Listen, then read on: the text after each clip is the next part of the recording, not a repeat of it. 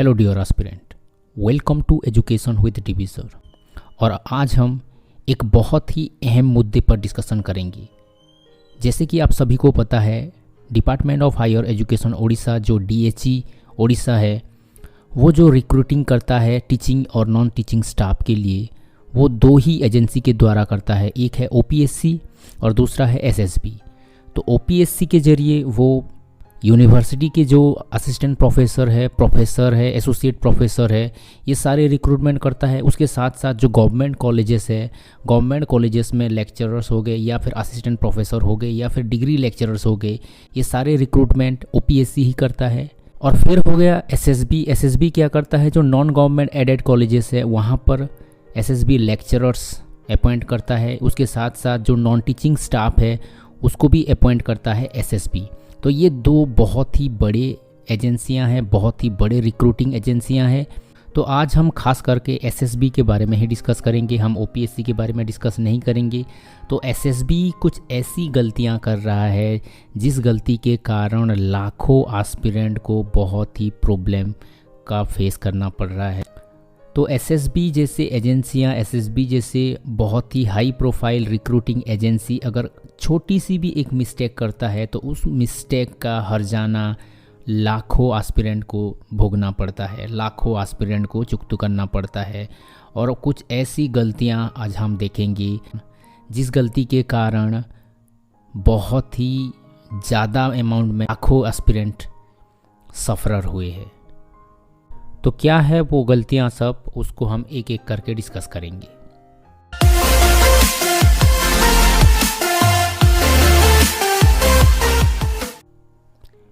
तो पहले हम डिस्कस करेंगे ट्रांसपेरेंसी। ओके, जैसे कि हमारा गवर्नमेंट टोटली 5T पर बेस्ड है, तो उस 5T में एक T है ट्रांसपेरेंसी। कितना ट्रांसपेरेंट है, ओपीएससी है वो या फिर एसएसबी हो। तो एसएसबी कितना ट्रांसपेरेंट है। आप ट्रांसपेरेंसी की बात करेंगे तो बहुत ही दुख की बात है कि अभी भी एसएसबी जो बंदों की है, जो एस्पिरेंट है, एस्पिरेंट का मार्क्स डिक्लेयर नहीं करता। कौन कितने मार्क्स ला रहे हैं ये बिल्कुल ही रिवील नहीं होता। आप सोच के देखिए कि यूपीएससी में बंदे अपने मार्क्स जान रहे हैं, ओके, ओसीएस में बंदे अपने मार्क्स जान रहे हैं। एसएसबी से भी जो बहुत ही छोटे छोटे एजेंसियां हैं, जैसे कि सीएचटी हाई स्कूल का जो कॉन्ट्रैक्ट टीचर होता है वो भी जो एग्ज़ाम करता है वहाँ पर भी वो मार्क्स बताते हैं। टीचर रिक्रूटमेंट का भी जो एग्ज़ाम वगैरह होता है वो सारे में मार्क्स दिया जाता है। बंदे अपने मार्क्स जान पाते हैं, एस्पिरेंट अपने मार्क्स जान पाते हैं। लेकिन यहाँ पर एसएसबी मार्क्स प्रोवाइड नहीं कर रहा है, जिसके चलते बहुत ही ज़्यादा एस्पिरेंट ट्रांसपेरेंसी को लेके क्वेश्चंस करते हैं, ट्रांसपेरेंसी को लेकर क्वेश्चंस करते हैं। लेकिन ग्रेजुअली अभी क्या कर रहा है, 2016 में तो ये कट ऑफ वगैरह कुछ दिया नहीं था, 2018 में भी दिया नहीं था, 2021 में इस बार कट ऑफ दिया गया है। लेकिन यहाँ पर भी जो बंदों की है, जो एस्पिरेंट की है, एस्पिरेंट का कोई भी मार्क्स रिवील अब तक नहीं हुआ है। अगर मार्क्स रिवील हो जाए तो बहुत सारे बंदों को बड़ी राहत मिलेगी, क्योंकि उनको पता चल जाएगा कि हाईएस्ट कितना जा रहा है, लोएस्ट कितना गया था, मेरे प्रिपरेशन कैसा हो रहा है, ताकि मैं और बेटर कर सकूं। या फिर किसी ने एग्ज़ाम अटेम्प्ट किया है, इतना मार्क्स लाए हैं और सिलेक्ट नहीं हुए, तो वो खुद को आकलन कर सकते हैं, सेल्फ असेसमेंट कर सकते हैं। ये सबसे बड़ी बात है। अगर वहाँ पर ट्रांसपेरेंसी होगी और बंदों को अपनी मार्क्स पता चलेगा तो और बेटर हो सकता है। ओके, तो इसके बारे में आपका क्या राय है, मैं ज़रूर जानना चाहूँगा। आप कमेंट बॉक्स में ट्रांसपेरेंसी के बारे में अपनी राय लिखिए। ओके, तो ये हो गया ट्रांसपेरेंसी का। दूसरा हो गया, देखिए ये कितना बड़ा एजेंसी है। ओके, कॉलेज लेवल का, डिग्री कॉलेज का लेक्चरर्स अपॉइंट कर रहे हैं, लेकिन यहाँ पर एक फॉल्ट आ रहा है, question leak. Okay, question leak, ये भी एक बहुत ही बड़ा आरोप एसएसबी पर लगता है कि क्वेश्चंस लीक हो रहे हैं। इस बार तो ऐसा भी हो गया कि एक पेपर में आ गया, ओके, सकाल नाम का एक पेपर है, उसी में आ गया कि क्वेश्चंस लीक हुआ है, इसके चलते उनके जो एक एम्प्लॉई है इंदु भूषण महांती, उनको सस्पेंड कर दिया गया, ओके। तो ऐसे करके बहुत सारे र्यूमर आ रहे हैं। तो जो बंदे इतने सारे मेहनत किए होंगे उनको तो फ्रस्ट्रेशन आएगा, वो तो उम्मीद ही छोड़ देंगे। इसीलिए आप इंश्योर कीजिए कि क्वेश्चंस लीक ना हो, ओके, क्वेश्चंस लीक ना हो, ओके। उड़ीसा में तो ऐसा भी ट्रेंड हो रहा है कि CHT में भी क्वेश्चंस लीक का र्यूमर हो रहा था, SSB का क्वेश्चन लीक का र्यूमर हो रहा है। तो आप इतने बड़े बड़े एजेंसियां हैं, कृपा करके आप ऐसा कुछ सिस्टम बनाइए कि क्वेश्चंस लीक ना हो, क्योंकि जो बच्चे इतने सारे मेहनत कर रहे हैं, दिन रात एक करके पढ़ाई कर रहे हैं, उनको उम्मीद यही रहती है कि जो एजेंसी भी एग्ज़ाम कर रहा है वो बहुत ही स्ट्रिक्ट होके एग्ज़ाम करेगा। लेकिन अगर क्वेश्चंस लीक हो जाए तो जितना भी मेहनत किए हुए होंगे बंदे, वो सारे बंदे डिप्रेस्ड हो जाते हैं। वो सारे बंदे का जो फेथ है एजेंसियों के ऊपर, चाहे SSB हो चाहे और कोई भी हो, वो जो फेथ होता है वो फेथ एक बार गिर जाता है तो बच्चे मेहनत करना छोड़ देते हैं। इसीलिए आप इंश्योर कीजिए कि क्वेश्चंस लीक ना हो, ओके। फिर तीसरा है क्वेश्चंस एरर। क्वेश्चन एरर, आप इतने बड़े रिक्रूटिंग एजेंसी हो, डिग्री लेवल का लेक्चरर आप रिक्रूट कर रहे हो, लेकिन जो क्वेश्चंस आ रहे हैं उसमें बहुत सारे एरर भरे पड़े हैं। जब भी कोई एस्पिरेंट एग्ज़ाम के लिए प्रिपेयर होके आता है, आप ऐसे एरर क्वेश्चंस देंगे तो उसका दिमाग भी इधर उधर हो जाएगा, उसका थिंकिंग को भी प्रेशर आएगा, क्योंकि वो कुछ कॉन्सेप्ट पढ़ के आया होगा। उस कॉन्सेप्ट के आधार पर जब क्वेश्चंस को देखेगा, क्वेश्चंस में ही एरर है तो वो राइट उत्तर दे ही नहीं पाएगा और उसका मेंटल टर्बुलेंस ज़्यादा बढ़ जाएगा। उसके चलते उसका एग्ज़ाम ख़राब होने की चांसेस बहुत ज़्यादा है। इसीलिए क्वेश्चंस आपको 100% एक्यूरेट ही देना है। इस बार तो कोई बंदे ऐसे भी कंप्लेन कर रहे थे कि 2022 का जो उड़िया एग्ज़ाम हुआ है उसमें 9 या 10 क्वेश्चंस एरर है, 10 क्वेश्चंस भूल है।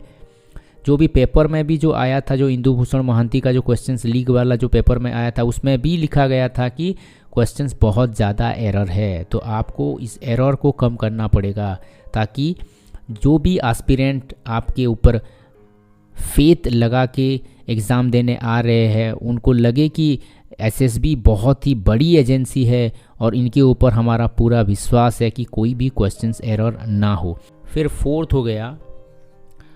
हो गया रिवाइज्ड आंसर की। Revised answer keys, okay. Questions error तो हो गए, आपने तो पहले से ही क्या कर दिया, आपने तो पहले से ही आंसर की प्रोवाइड कर दिया, लेकिन उसमें भी गलती हो सकती है। इसीलिए आपको एक रिवाइज आंसर की देनी चाहिए जो कि आपने 2021 में दिया था, लेकिन इस बार जो 2022 में आपने रिवाइज आंसर की नहीं दी है। बहुत सारे एस्पिरेंट बहुत दुखी है क्योंकि उनको लग रहा था कि ये क्वेश्चंस में एरर है, वो क्वेश्चंस में एरर है। रिवाइज आंसर की आए तो मैंने ये क्वेश्चन राइट किया था लेकिन ये एरर दिखा रहा है, मुझे मार्क्स 2-4 मार्क्स ज़्यादा मिलेंगे, 5-10 मार्क्स ज़्यादा मिलेंगे तो मेरा सिलेक्शन होने के चांसेस बढ़ जाएंगे। ऐसे सोच के बहुत सारे एस्पिरेंट आस लगाकर बैठे थे कि SSB कोई रिवाइज आंसर की देगा, लेकिन इस बार कोई भी रिवाइज आंसर की नहीं आई। तो कृपा करके जब भी आप रिक्रूटमेंट करें तो रिवाइज आंसर की ज़रूर दें ताकि बंदों को फेथ रहे कि कोई क्वेश्चन एरर आया तो कोई बात नहीं, लेकिन क्वेश्चंस एरर को भी रेक्टिफाई करके रिवाइज आंसर की SSB दे रहा है। ये फेथ आपके ऊपर बंदों का हो, एस्पिरेंट का हो। उसके बाद फिफ्थ है क्लारिफिकेशन। Clarification, okay. क्लारिफिकेशन क्या है? क्लारिफिकेशन में आप देखिए कि जो पेपर में आया था कि इंदु भूषण महांती को आपने सस्पेंड कर दिया, क्वेश्चंस लीक हुआ था, ये सब जो न्यूज़ में र्यूमर हो रहे थे, बच्चों में बहुत सारे पैनिक हो जाते हैं, अरे ऐसा हो गया है, री एग्ज़ाम होगा या ये होगा वो होगा, ऐसे करके बहुत सारे क्वेश्चंस एस्पिरेंट के माइंड में चलता है। तो ऐसा कुछ इंसिडेंट हो जाए तो आप जैसे OPSC करता है कि कोई क्लारिफिकेशन नोटिस दे देता है, वहाँ पर बंदे क्या होते हैं जो क्लारिफिकेशन नोटिस आता है, क्लारिफिकेशन का जो पढ़ते हैं तो उनको एंश्योर होता है कि नहीं नहीं ये र्यूमर हो रहा है लेकिन ऐसा ऐसा नहीं हुआ है। तो आपको क्लारिफिकेशन एक देना चाहिए कि अगर इंदु भूषण मोहंती को सस्पेंड कर दिया गया तो किस बेसिस पे किया गया है, या फिर क्वेश्चंस लीक का जो र्यूमर हो रहा है क्यों र्यूमर हो रहा है, क्वेश्चंस लीक नहीं हुआ है, ऐसे एंश्योर करके आपको अगर एस्पिरेंट को आप एंश्योर कर पाए तो एस्पिरेंट का जो टर्बुलेंस है, टर्बुलेंस लेवल इतना ज़्यादा नहीं होगा, पैनिक बच्चे नहीं होंगे, आराम से एग्ज़ाम दे पाएंगे। ये 5 बहुत ही अहम पहलू है जिसको एसएसबी को गौर करना चाहिए, क्योंकि ये 5 मुद्दा ऐसा है अगर एसएसबी इसको ठीक नहीं करेगा तो भविष्य में बहुत सारे एस्पिरेंट एसएसबी को क्वेश्चंस करेंगे, एसएसबी को ब्लेम करेंगे कि ये सबसे ट्रांसपेरेंट एजेंसी नहीं है, इसमें पैसे की लेन देन होती है, इसमें ये होता है, इसमें वो होता है, ऐसे करके बहुत ही आरोप लगेंगे। लेकिन हम भी एसएसबी लेक्चरर है, हम भी एक अच्छे प्रोसेस से होकर ही आए हैं, तो हमको फेथ है, जो फेथ हम में है हम चाहते हैं कि बाकी जो एस्पिरेंट भी रिक्रूट होके यहाँ पर आएंगे तो उनको भी लगे कि हम एक बहुत ही बड़ी एजेंसी के द्वारा रिक्रूट होके आ रहे हैं, ट्रांसपेरेंट एजेंसी के द्वारा रिक्रूट होके आ रहे हैं, तो फेथ आपके ऊपर बहुत बढ़ेगा। हमको भी गर्व लगेगा कि ऐसे एक टफ़ एग्ज़ाम को निकाल के हम आए हैं और लेक्चरशिप रिक्रूट हुए हैं। तो इसको आपको सुधार करना ही पड़ेगा और इसको सुधार करने से ही आपके ऊपर सभी एस्पिरेंट का फेथ आएगा। तो ये सारे जो पहलू के ऊपर हमने डिस्कस किया, ये 5 पहलू के अलावा और कोई पहलू अगर आपके दिमाग में है तो आप कमेंट करके हमको ज़रूर बताइए। Thank you for watching, have a nice day.